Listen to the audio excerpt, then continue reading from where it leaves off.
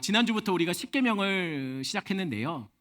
십계명이 어쩔 수 없이 법이고 또 이게 좀 강의처럼 되는 감이 있어서 좀 지루할 수 있을 것 같아요. 그래도 좀 용서하고 들으시고요.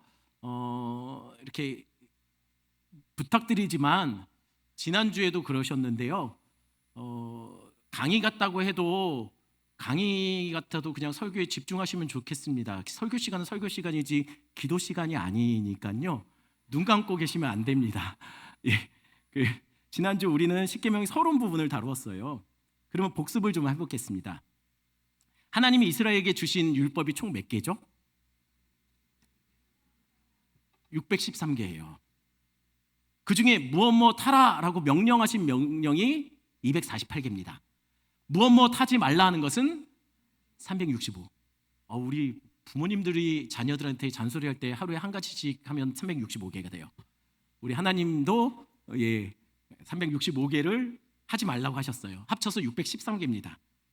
이 중에 여러분들 몇 개 기억하신다고 했죠? 100개 됩니까? 글쎄요. 근데 우리가 율법을 이렇게 몰라도 될까요?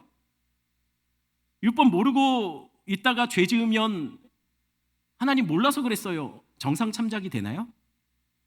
아니죠. 모르고 지어도 죄는 죄입니다. 그래서 우리는 맨날 기도할 때마다 그렇게 기도하지 않습니까? 하나님, 알고 지은 죄 모르고 지은 죄 다 용서해 달라고. 다들 그렇게 기도해 보셨죠? 그러니 우리가 이렇게 율법을 몰라도 되겠습니까? 알아야 되잖아요. 그럼 이렇게 물어볼게요. 여러분들은 우리나라의 법을 얼마나 알고 있습니까? 대부분 다 알고 있나요? 다 알고 있으면 다들 검사 판사 되셨겠죠. 우리는 우리나라 법을 다 모릅니다. 아니 그런데 우리가 법을 그렇게 몰라도 되나요? 그래도 불편함 없이 사셨죠. 어떻게 그게 가능합니까? 기본적으로 우리는 법을 다 몰라도 이건 알고 있어요. 남에게 피해 주지 말고 살기. 내 거 아닌 거 탐내지 말기. 요 정도는 알아요. 이게 법의 핵심입니다. 법의 핵심은 남에게 피해 주지 않고 나도 남으로부터 피해받지 않도록 보호하는 게 법이지 않습니까? 그러니 이 정도만 염두에 두고 살아도 우리는 법을 다 몰라도 웬만하면 우리는 법정에서 우리는 재판받을 그럴 위험이 별로 없을 것 같아요. 하나님이 주신 율법도 마찬가지입니다. 613개 우리 다 몰라요. 그렇지만 다 몰라도 별 어려움이 없습니다. 왜냐하면 613개 다 몰라도 그 핵심만 알고 있으면 되기 때문입니다. 그럼 613개의 핵심은 뭘까요? 율법의 엑시기스. 핵심을 뽑아내기 위해 예를 들어서 제가 지난주에 이런 예를 들었습니다. 613개를 물에 넣어서 잘 녹여서 끓이면 율법의 엑기스 핵심이 뽑아지는데 그 중에 십계명이 나옵니다. 십계명은요 모든 율법의 요점, 요약이에요. 그러면 그 십계명을 더 쪼리면 뭐가 나올까요? 두 개의 핵심 명령이 나옵니다. 하나님 사랑, 이웃 사랑이요.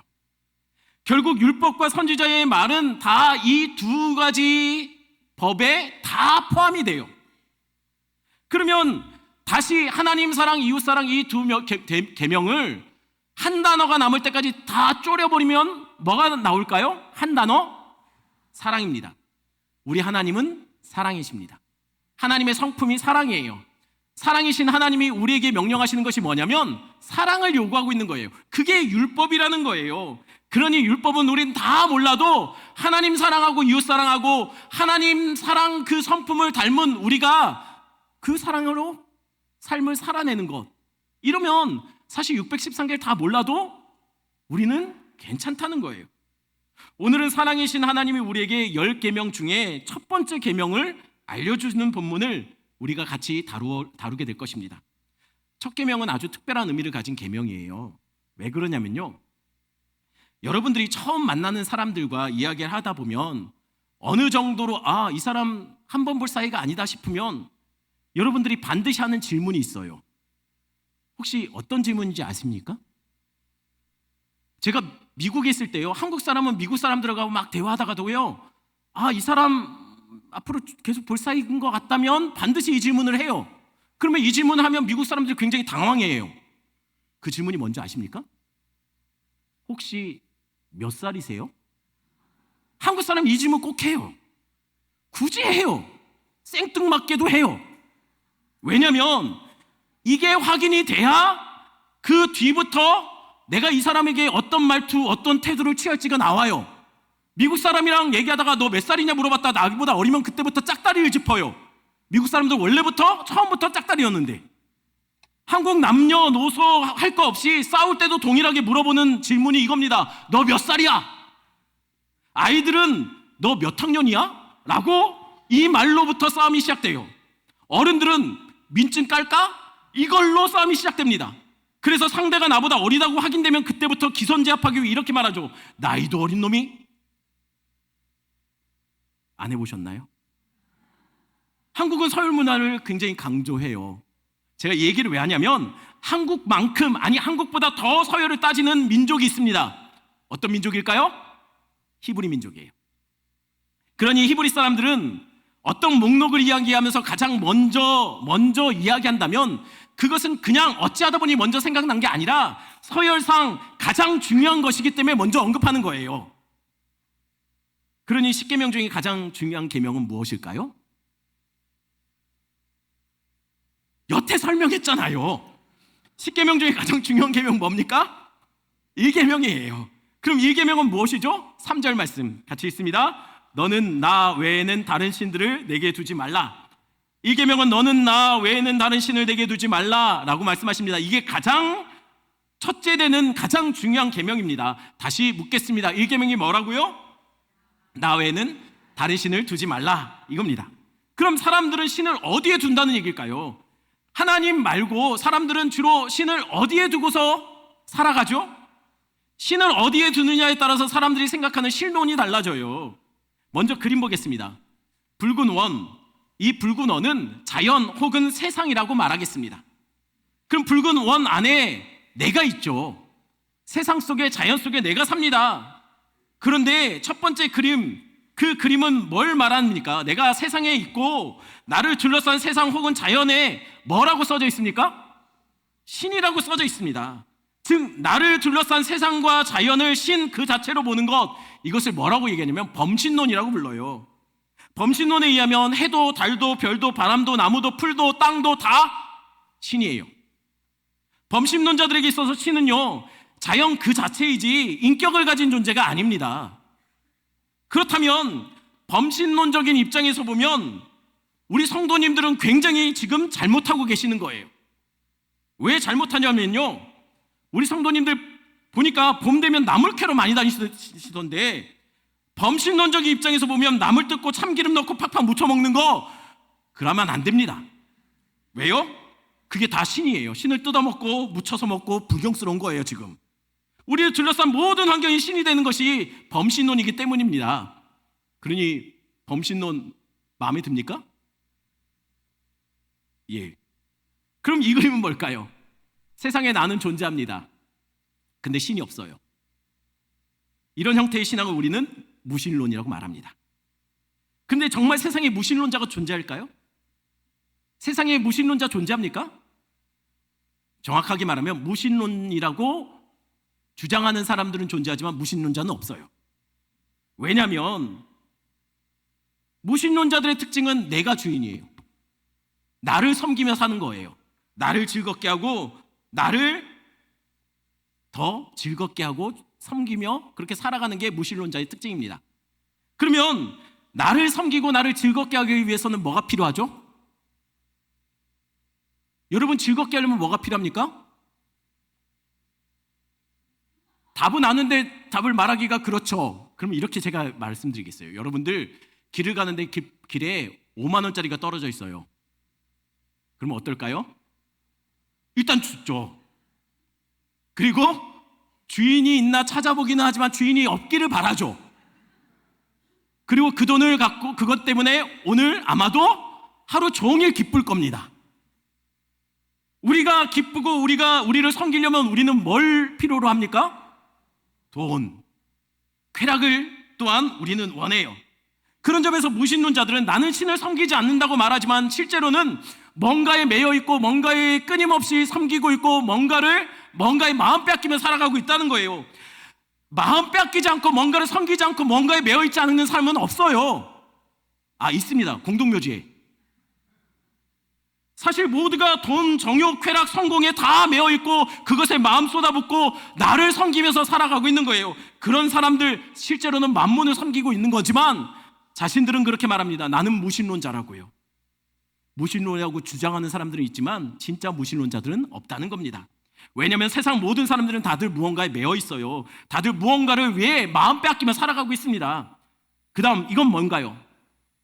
내가 있고 내 주변에 많은 신들이 있습니다. 이거는 우리는 다신론자들이라고 말합니다. 신이 하나가 아니라 여럿이에요. 그래서 힘든 일이 생기면 이런 사람들은 아주 편해요. 아이고 부처님, 알라신, 예수님, 조상님 뭐든 하나 걸리면 돼요. 혹시 그거 아시나요? 무당하다가 변화돼서 신학해서 목회자 되신 분이 있다는 거. 그런 분 중에 그분이 간증하시는데 연초가 되면 그리고 수능철이 되면 그렇게 기독교인들이 많이 온대요. 어떤 점집은 아예 기독교인 환영이라고 붙여놓은대요. 옆 사람 보면서 이렇게 한번 말해볼까요? 혹시 성도님 아니죠? 옆 사람 보면서 한번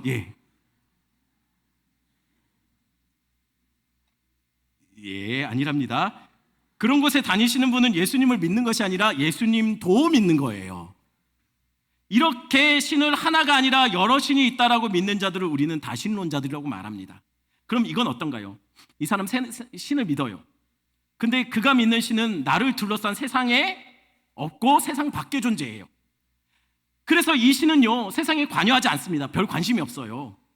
세상을 만들어 놨지만 세상을 떠나 있는 존재. 그래서 내 삶과 고민과 문제들에 별 관심 갖지 않고 영향을 미치지 않는 신. 이런 사람들의 특징은요, 이런 사람들이 이신론이라고 하는데 이런 사람들의 특징은요, 신을 믿지만 기도하지 않아요. 왜죠? 아니 세상에 관여하지 않으니까. 신은 있지만 내 삶에 아무런 일도 안 하시니까 기도할 필요가 없는 거예요. 자꾸만 시켜서 죄송합니다. 옆 사람 보면서 다시 한번 물어봅시다. 혹시 성도님? 이제 안 하시네요. 마지막으로 이건 뭔가요? 유일신론입니다. 유일신론. 유일신론은 신이 여럿이 아니라 유일하신 분을 믿는 거예요. 신이 유일하니 내가 신을 선택하는 것이 아닙니다. 신이 나를 지으셨고 나를 선택해서 불러주신 거예요. 그러니 어찌 감히 내가 내 인생의 주인인 것처럼 왕자에 앉을 수 있습니까? 신이 세상의 왕자에, 내 마음의 왕자에 앉아있고 나는 내려와 있는 것이 유일신론자들이 취해야 될 마땅한 자세인 거죠. 그럼 여러분들은 이 중 어떤 신론을 따라가고 있습니까?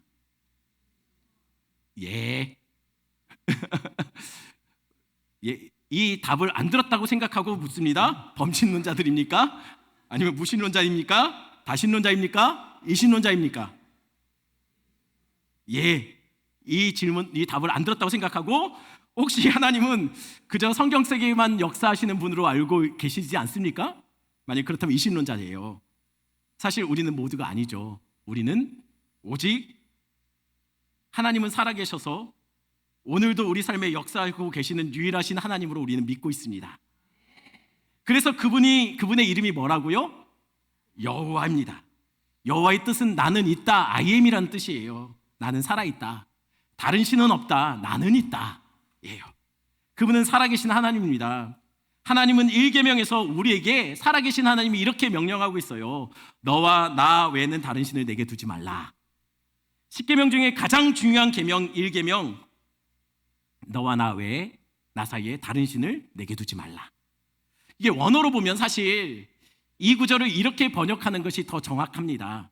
너와 나 사이에 다른 신을 가져다 놓지 말라. 너와 나 사이에 중간에 다른 신이 끼어들면 안 된다라는 뜻이에요. 한마디로 다른 신은 없다. 너는 내만 있으면 된다. 그러니 너와 나 사이에 다른 신이 끼어들면 안 된다. 이게 10계명 중에 가장 중요한 계명, 첫 번째 계명이라는 거예요. 아니 그런데 이 말이 어떻게 들립니까? 1계명 여러분 어떻게 들리나요? 좋게 들리시나요? 저 처음 신앙생활 할 때요, 저는 1계명이 좀 불편했어요. 왜냐면 기독교가 너무 독선적이고 배타적인 것 같아요. 제가 전도를 하다 보면 제일 많이 듣게 되는 기독교에 대한 반감이 이겁니다. 왜 기독교는 하나님만 믿으라고 하느냐? 아니, 불교든 이슬람이든 착하게만 살면, 죄만 안 짓고 살면 다 천국 가는 거 아니냐? 근데 왜 기독교는 하나님만, 예수님만 믿으라고 하고, 왜 교회 아니면 왜 기독교 아니면 다른 곳에서는 구원이 없다, 천국에 못 간다라고 말하느냐? 그래서 너무 배타적이고 독선적이라고 말을 한다는 거예요. 그렇죠? 여러분들은 그런 생각 안 해보셨습니까? 왜 기독교는 기독교만 구원이 있다고 하지? 왜 예수님만 믿고 하나님만 믿으라고 하지?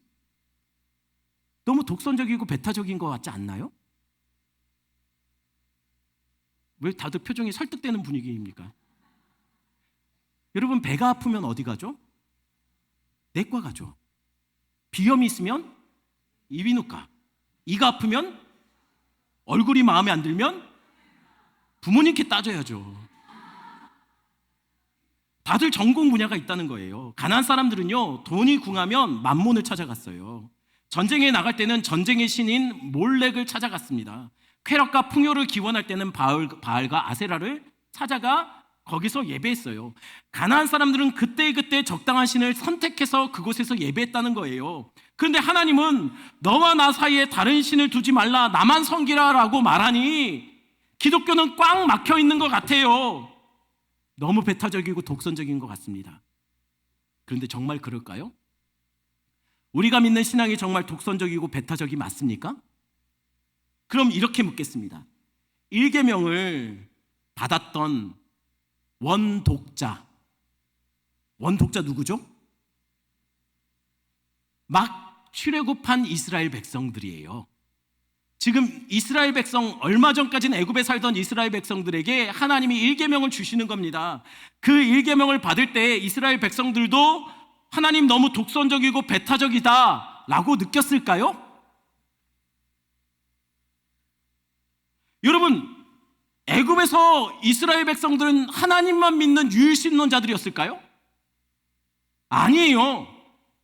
이스라엘은 애굽에서 애굽의 신들을 섬겼습니다. 애굽은요, 태양도 나일강도 땅도 소들도 벌레도 다 신으로 섬기는 범신론과 다신론의 짬뽕된 형태의 신앙을 갖고 있었어요. 그런 이스라엘이 하나님이 구원해 주셔서 애굽에서 건져 주셨는데 어떻게 건져 주셨죠? 10가지 재앙으로 때려서 이스라엘 백성을 거기서 건져 주셨습니다. 근데 이 10가지 재앙이 사실은 알고 보면 누구를 향한 재앙이었다고요? 애굽의 신들이었습니다. 하나님은 이스라엘 백성들이 애굽에서 믿었던 신들을 다 박살내고 깨부시고, 그리고 사망 선고 내려서 그곳에서 이스라엘 백성들을 데리고 나왔어요.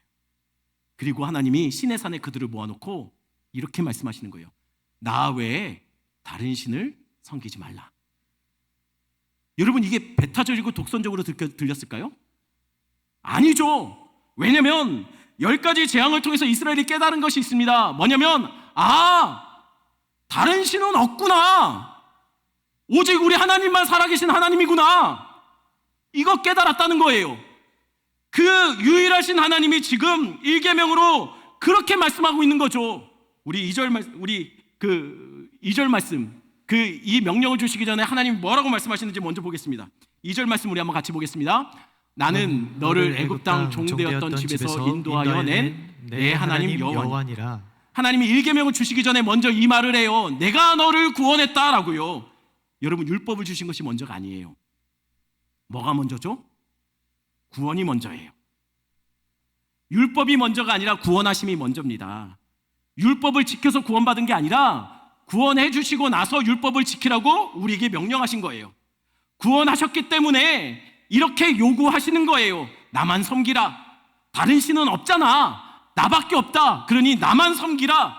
구원하신 분이 그렇게 말해도 되는 거 아닙니까?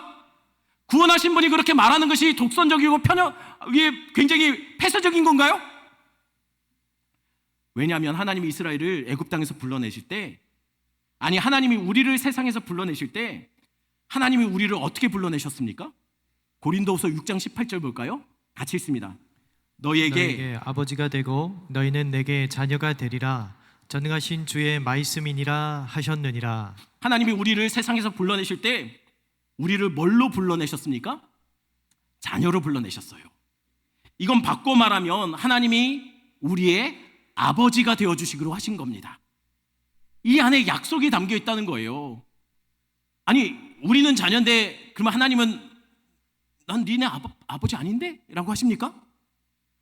여러분, 이 약속이라는 거예요. 또한 이사야서 54장 5절입니다. 같이 읽습니다.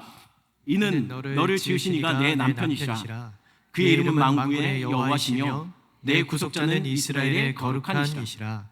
하나님은 우리를 그의 신부들로 불러내셨습니다. 바꿔 말하면 그분이 우리의 남편이 되어주시기로 하신 거예요. 여러분, 그러면 그렇게 명령해도 되는 거 아닙니까? 뭘요? 왜 하나님이 그분과 우리 사이에 다른 신을 두지 말라고 했을까요? 우리가 그분의 자녀이기 때문이에요. 우리가 그분의 신부들이기 때문입니다. 우리가 그분의 자녀이고 그분의 신부들이면 하나님이 그렇게 말씀해도 되는 거 아닙니까? 다른 신을 두면 안 돼 라고 말이죠. 만약에 말입니다, 우리 아이들이 옆집 아저씨와 아줌마를 보면서 아빠 엄마를 부르면 제 마음이 어떨까요? 용돈은 저에게 받아가는데 어버이날 선물은 옆집 아저씨 아줌마에게 줘요. 이래도 됩니까? 안 됩니까? 안 되죠. 여기 계신 분들은 남의 자식 이야기라고 별로 본인 자식들이라고 생각해 보세요. 내가 용돈 주는데 그 돈 갖고 옆집 아저씨 아줌마한테 어버이날 선물을 갖다 줘요. 그러면 안 되죠. 그래서 제가 화가 나서 아이들 혼냈습니다. 그리고 용돈도 끊었어요. 옆집에 가지 말라고 했어요. 그러면 제가 참 이기적인 아빠죠. 제가 참 꽉 막힌 아빠죠. 배타적인 아빠죠. 아니요. 그래도 되지 않습니까? 내가 용돈 주고 키웠는데, 내가 사랑해서 아이 돌봐줬는데 딴 집에서 그러면 안 되잖아요. 내가 아빠니까 요구해도 되는 거 아닙니까? 니들 아빠는 나다. 옆집 보지 마라. 이래도 되는 거 아닙니까? 내가 너무 이기적인가요? 그러면 이건 어떤가요? 결혼한 여자가 자꾸만 집으로 옛 애인을 데려와요. 괜찮나요? 나 말고 자꾸 그놈 만나서 밥 먹고 데이트하는 거 괜찮습니까? 내가 벌어다 준 돈으로 그놈 선물 사줘요. 됩니까? 안 됩니까? 그런 아내를 보면서 제가 너와 나 사이에 다른 남자를 두지 않았으면 좋겠다. 그놈 만나지 마라. 말하면 제가 속 좁은 건가요? 제 아내 그런 사람 아니에요. 예를 들면 그렇다는 거예요. 제가 그래서 아내를 집에 붙잡아 놓고 카드를 빼앗았어요. 그러면 저는 굉장히 배타적인 남자죠. 그건 당연한 거 아닌가요? 왜죠? 남편이니까요. 남편은 그렇게 요구해도 되는 거 아닙니까? 대신 저도 다른 여자 만나면 안 되죠. 남편은 아내에게 그렇게 요구해도 됩니다. 왜냐하면 이 요구는 일방적인 요구가 아니에요. 나도 그렇게 하겠다는 서약이 담기고 약속이 담긴 요구입니다. 그러니 남편은 아내들에게 그렇게 요구해도 되는 거예요. 그럼 다시 돌아와 하나님이 이스라엘에게, 얘들아, 너와 나 사이에 다른 신이 끼지 않았으면 좋겠어. 너와 나 사이에 다른 신이 존재하지 않았으면 좋겠어 라고 말하는 것이 정말 하나님의 배타적이고 이기적인 성품에서 나온 요구입니까? 아니에요. 이 말은 하나님이 이스라엘에게 먼저 이런 약속을 담아서, 서약을 담아서 지금 하시는 거예요. 이걸 결혼 서약으로 생각하면 이런 거죠. 신랑 여호와는 신부 이스라엘을 아내로 맞아 오직 세상이 끝날 때까지 이 백성만을 사랑하고 아끼며 지켜주시기로 서약합니까? 할 때 하나님은 네 라고 대답하셨어요. 그럼 신부에게 묻겠습니다. 신부 이스라엘은 신랑 하나님만 사랑하고 영원히 그만 의지하기로 서약합니까? 이 질문을 받게 됐다면 제대로 된 이스라엘의 답변은 뭡니까? 글쎄요. 너무 나를 구속하는 거 아닙니까? 너무 나를 가두려는 거 아닙니까? 너무 배타적이지 않습니까? 독선적이지 않습니까? 이렇게 반문해도 됩니까? 하나님은 그러시겠대요. 그런데 이스라엘이 아니라고 하면 안 되죠. 결혼 서약은요, 독점적인 사랑의 요구입니다. 그래도 돼요. 왜냐하면 일방적인 요구가 아니기 때문이에요. 먼저 하나님이 이스라엘을 그렇게 사랑하셨어요. 애굽에서 그들을 건지실 때 하나님이 마지막 재앙으로 뭘 줬습니까? 어린 양을 죽게 했어요. 그게 뭘 의미한다고요? 예수 그리스도의 십자가의 죽음을 의미하는 거예요. 우리 주님은 열방 중에서 이스라엘만 그의 백성으로 삼으시고 그 백성 삼기 위해서 그 아들까지 내어주시기로 작정하셨다는 거예요. 그러니 이스라엘에게 하나님은 그렇게 요구해도 되는 거예요. 너와 나 사이에 다른 신이 끼지 않았으면 좋겠다. 왜냐하면 난 너밖에 없거든. 그러니 너도 나만 보면 안 되겠니? 그럼 이스라엘은 실제로도 그렇게 하나님만 사랑했을까요? 아니요. 이스라엘은 사실 한 번도 하나님을 떠난 적은 없어요. 이스라엘은 제사가 멈춰진 적이 없어요.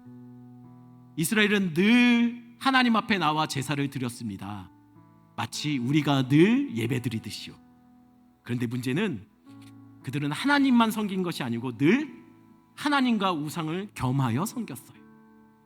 하나님과 그들 사이에는 늘 다른 신이 끼어들어 있었다는 거예요. 그것을 성경은 이렇게 말해요. 영적인 간음, 우상 숭배. 그것을 두고 하나님은 내 백성이 나를 버렸다라고 말해요. 그렇죠. 결혼했는데 배우자가 자꾸만 다른 옛 애인을 데리고 살려고 하면 그건 안 되는 거 안 되는 거 아닙니까? 근데 이스라엘이 그렇게 했다는 거예요. 그럼 묻겠습니다. 10계명 중에 가장 중요한 계명인 1계명 여러분들은 다들 잘 지키고 있습니까? 다음 세대 사역을 할 때 아이들한테 물어보면요, 뭐 내 이웃의 물건을 탐내지 마라, 거짓말하지 마라, 도둑질하지 말라, 살인하지 말라, 남 비워하는 것도 살인이다, 부모를 공경하라, 안식일을 거룩히 지켜라, 이런 거 지켰냐고 물어보면 자신 없어 해요. 근데 1계명은 다들 자신 있어 해요. 아니 목사님, 내가 교회 다니는데, 나 하나님만 믿는데, 하나님만 섬기는데.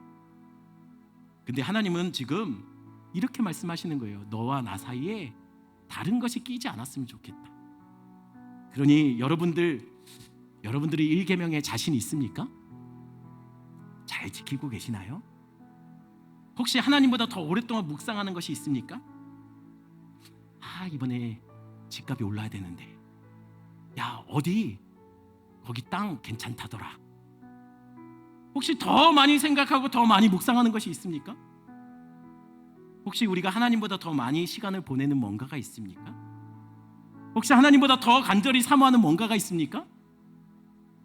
정말 하나님과 여러분 사이에 다른 것이 끼어들어 있지 않습니까?